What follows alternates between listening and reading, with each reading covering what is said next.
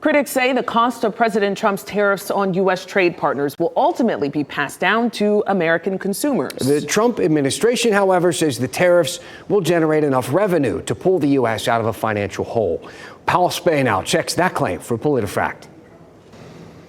How much will the federal government benefit from President Trump's tariffs? Well, U.S. Commerce Secretary Howard Lutnick in an interview with CBS, where he said the tariffs will generate enough revenue to eliminate America's financial deficit. Is this true? Well, tariff revenues have certainly gone up in recent months, as you can see from this chart here. The red shows revenues from this year, and the blue shows revenues from last year. And you can see there's a big gap. They've essentially doubled.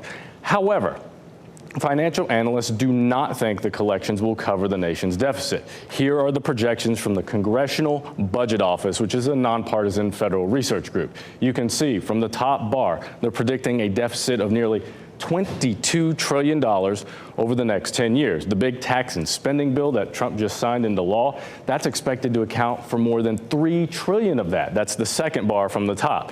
And then there are three different ways of estimating the tariff revenues, and each of them falls well short of covering that $22 trillion deficit. You can see those projections there at the bottom.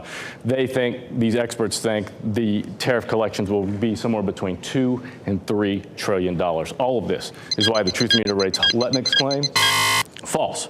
To read the latest on tariffs, go to WRAL.com.